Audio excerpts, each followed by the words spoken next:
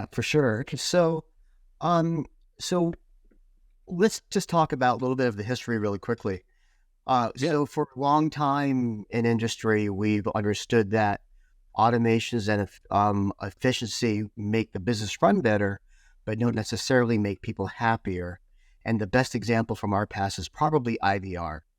And if you remember interactive voice response or those phone menus when you would call a long time ago, these were the very first times in a customer service aspect where we added an automation instead of a person to help you, as a customer. But I don't think many customers felt helped.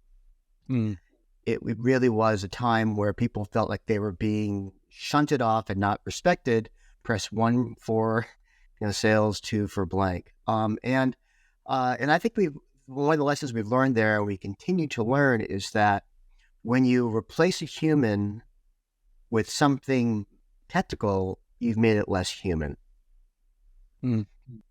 And I think that's a fundamental of life. And I think at Strolid, we really understand and know that.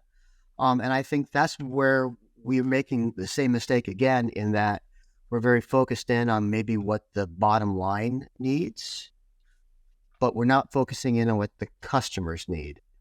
And I think one of the things that I think is marks Strolid is we do a really good job of making sure that we understand we have a human business, and that human business needs humans. Almost sounds like there's a little bit of a buried lead. Are you saying that happy customers, well cared for customers, actually have something to do with the bottom line of a business? I think it's really clear that relationships are the core of any business. Yeah.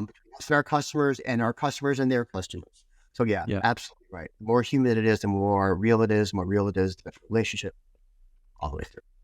Yeah. Yeah, Yeah. I think that great I would point. add to that.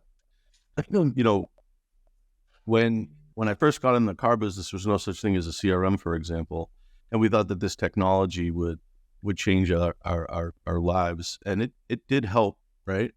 But it also created different jobs and different work, tedious, menial work, clicking buttons and tasks and all this other stuff to keep things in order, which human beings aren't great at. What human beings are great at is, and hopefully this stays this way forever, is building relationships with people, listening, empathizing, understanding the emotion of a purchase.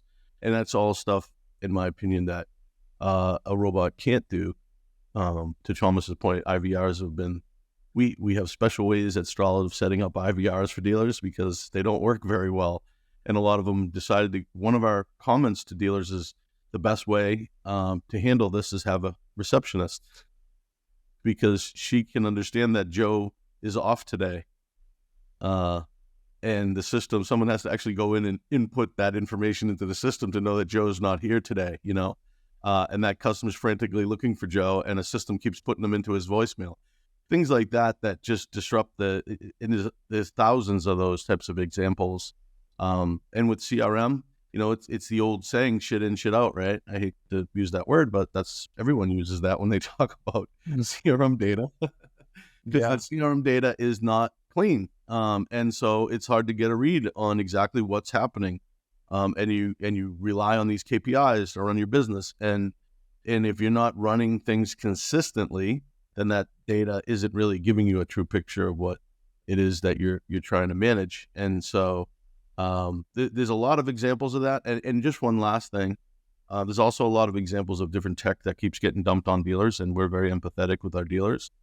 It started with CRM, and then it went to like SEO and SEM, and then it went to social media, and then it went to database management and data mining and things like that, and then it went to digital retailing, and then it went to so many different things are getting thrown at these dealers, and now all of a sudden it's AI, and we're hearing a lot of conversations from our dealers about, should I use AI? And it's like most of them don't know the difference between automations and AI. Neither did I until I met Thomas, who has educated me quite a bit over the last couple of years. But an automation can, cause problems just like an IVR can.